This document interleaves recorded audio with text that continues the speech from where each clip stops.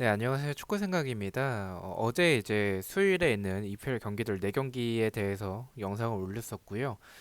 이번 주에 이제 목요일과 금요일에 또 EPL이 있습니다. 그래서 EPL 경기들 4경기로 준비를 해왔습니다. 네, 그러면 1번 경기부터 말씀을 드리겠습니다. 첼시 대 브라이튼의 경기고요. 배당의 수확률은 국내선 승무 쪽, 해외 배당에서는 승 쪽을 가리키고 있습니다. 저는 이 경기 좀 개인적으로 이변을 좀 생각하고 있습니다. 첼시가 지난 경기 때 루카쿠가 교체로 나와서 좋은 모습을 보여주긴 했었습니다. 그리고 아스톤빌라 상대로 경기력이 저는 굉장히 좋았다라고 생각을 해요. 하지만 이 아스톤빌라가 사실 공격에 비해서 수비가 아쉬운 팀이라는 점을 생각을 해봐야 될 것 같고요. 브라이튼도 물론 수비적으로 봤었을 때는 이제 크로스나 세트피스에서의 실점도 있고 공간이 좀 많은 편에 속하긴 합니다. 하지만 첼시 원정을 나가서 저는 공격적으로 나오기보다는 어느 정도 좀 라인을 평소보다 낮춘 상대로 경기에 임할 가능성이 조금 더 높지 않나라고 생각을 합니다. 그렇다면 첼시가 그것을 어, 뚫어내냐 못 뚫어내냐에 따라서 경기 결과가 나올 것 같은데 브라이튼이 보여주는 그런 많은 활동량을 기반으로 한 압박적인 부분들이나 아니면 라인을 낮췄을 때 첼시가 라인을 어느 정도 낮춘 팀들 상대로 좀 고전하는 모습들이 최근에 좀 다시 나오고 있기 때문에 그 부분을 생각을 했었을 때는 저는 이 경기는 충분히 이변이 나올 수 있지 않을까라는 생각이 들고 첼시의 배당도 좀 높게 책정이 됐다라는 생각도 개인적으로는 좀 있기 때문에 원정에서의 브라이튼을 믿기는 좀 어렵긴 하지만 저는 승부패 중에서 이 경기는 좀 이변이 나올 수 있지 않을까라고 생각을 하고 있습니다. 그래서 저는 이 경기는 첼시의 무승부를 말씀을 드리고요. 그리고 첼시와 이 목요일과 금요일 경기 중에 첼시와 맨시티 그리고 맨유 경기가 있는데 그 중에서 저는 이변으로 이 첼시 경기를 좀 생각을 하고 있습니다. 언어버 같은 경우에는 오버가 정배당입니다. 하지만 저는 역배당인 이제 언더를 좀 생각을 하고 있고요. 말씀드렸다시피 이 브라이튼이 좀 수비적으로 나왔을 때 첼시가 일단 브라이튼 압박에 좀 조르지뉴나 이런 선수들이 고전할 수도 있을 것 같다는 생각이 들고 그리고 라인 낮췄을 때 첼시가 뚫어내는데 최근에 좀 어려움을 겪고 있는 그런 부분을 보여주고 있다라고 생각을 하고 있어서 득점이 많이 나오기보다는 적게 나오는 경기가 될 가능성이 높다라고 생각을 합니다. 또한 첼시가 득점을 하더라도 브라이튼에게 있어서는 뭐 브라이튼이 경기력이 나쁜 팀은 아니긴 하지만 공격적으로는 결정력이 좀 떨어지는 팀이기 때문에 저는 개인적으로는 좀 득점이 적게 나올 경기라고 생각을 합니다. 언더를 역배지만 말씀을 드리고요. 핸디캡 같은 경우엔 제가 무승부로 이변을 바라보고 있기 때문에 첼시의 핸디캡 패배, 브라이튼의 프랜승을 말씀을 드리겠습니다.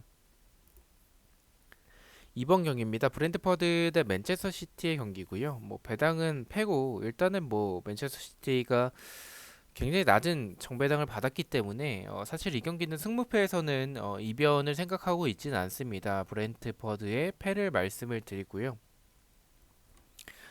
브랜트퍼드가 공격적으로는 그래도 뭐 공간을 좀 노리는 모습들이나 아니면 압박에서의 모습들 그리고 이 제공권을 활용한 모습들이 좋은 팀이긴 합니다. 하지만 수비적으로 굉장히 공간이 좀 많다라고 생각을 해요. 물론 맨체스터 시티 상대로 좀 라인을 낮추고 플레이할 가능성도 역시나 높긴 하겠죠. 하지만 지금 맨체스터 시티의 화력으로 그것을 충분히 뚫어낼 수 있지 않을까라는 생각이 듭니다. 맨체스터 시티가 지난 경기 때 이제 많은 득점을 레스터 상대로 만들어내고 그 다음에 좀 공격적으로 임하다 보니까 이런 그 역습에 좀 당하는 모습들이 있었는데 브래드퍼드가 그런 부분을 노릴 수는 있다라고 생각을 하고는 있지만 저는 일단은 그런 역습 찬스 자체가 많이 나올 것 같지는 않다라는 생각이 들어서 일단은 이 경기는 맨체스터 시티의 좀 승리를 생각을 하고 있습니다. 브랜드퍼드의 패로 말씀을 드리고요.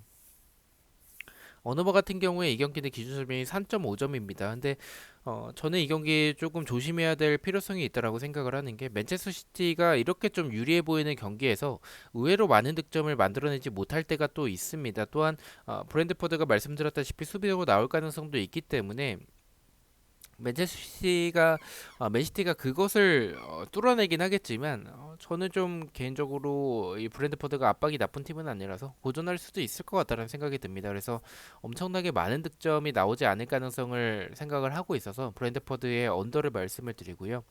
핸디캡 같은 경우에는 기준점이 2점입니다. 1점이라면 그래도 맨시티의 마인승을 갔을 것 같은데 기준점이 2점이라서 저는 맨체스터 시티가 말씀드렸다시피 고전할 가능성도 있고 많은 득점까지는 좀 어려울 것 같다는 생각이 들어서 2점이라면 저는 핸디캡 무승부 쪽으로 생각을 하고 있습니다. 맨체스터 시티의 2점 차 승리, 브랜트퍼드의 핸디캡 무승부를 말씀을 드리겠습니다.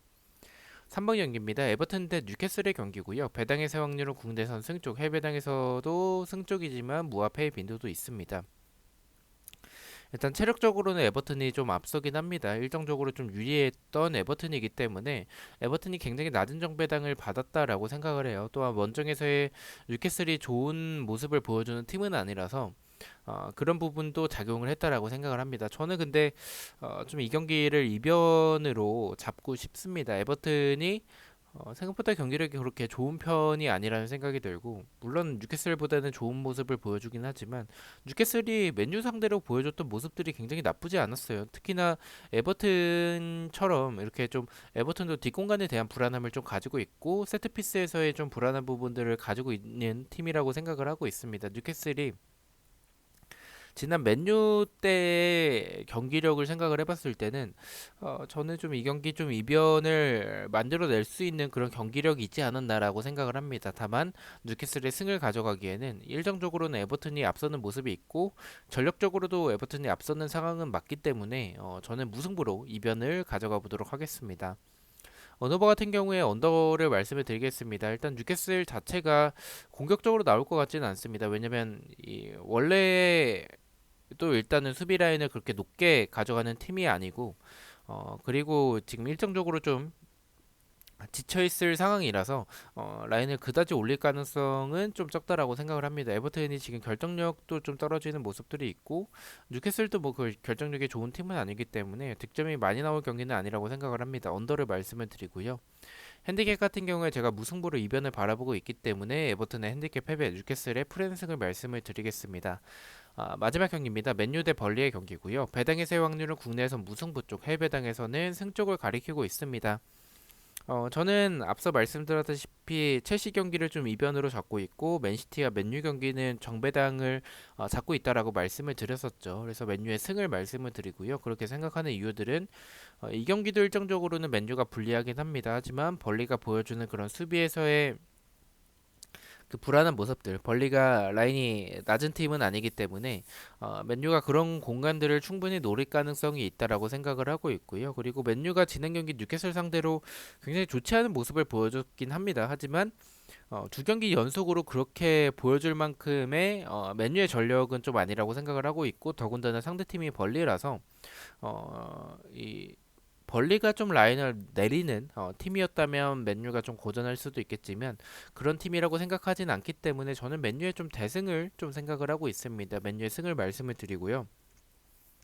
언어버 같은 경우에 말씀드렸듯이 맨유의 대승을 좀 생각하고 있는 경기이기 때문에 맨유의 오버를 말씀을 드리겠습니다. 핸디캡 같은 경우에도 일단은 맨유의 대승을 바라보고 있기 때문에 맨유의 핸디캡 승 마인승을 말씀을 드리고 맨유의 대승을 좀 생각하는 부분들은 아무래도 벌리가 기존의 수비 라인이 좀 낮지 않은 상황에서의 불안한 모습들이 있는데 실점을 하게 됐었을 때 이 팀이 라인을 더 올리는 경향들이 있습니다. 그러면서 대량 실점을 하는 그런 경기들이 좀 많은 벌리라서 저는 이 경기는 좀 맨유의 대승을 말씀을 드리고 싶습니다. 자, 이렇게 해서 4경기에 대해서 공유를 모두 마쳤고요. 1번 경기부터 가장 추천을 드리는 픽을 말씀을 드리겠습니다. 1번은 첼시의 언더, 2번은 브랜트퍼드의 언더를 가장 추천을 드리고요. 3번은 에버튼의 언더, 그리고 마지막 4번은 맨유의 승을 가장 추천을 드리도록 하겠습니다. 자, 이렇게 4경기 중에서 한 개의 픽을 가져와 봤고요. 부주력 픽입니다. 주력과 고배당 픽은 멤버십 회원분들에게만 공유가 되고 있고 배팅 내역과 이 단톡방 참여를 희망하고 싶으신 분들은 멤버십에 가입을 해주시면 좋을 것 같습니다. 첫 번째는 첼시의 언더, 두 번째는 브랜트퍼드의 언더, 세 번째는 맨유의 오버를 가져가 봤고 언오버 조합으로 가져가 봤습니다. 4.3배당을 책정을 받았습니다. 저는 목요일이나 금요일에 이제 주말에 있는 해외 축구 경기들 뭐 라리가도 있고 하더라고요. 그래서 그런 경기들로 다시 찾아뵙도록 하겠습니다. 시청해 주셔서 너무나도 감사드리고 구독과 좋아요 너무나도 감사합니다. 감사합니다.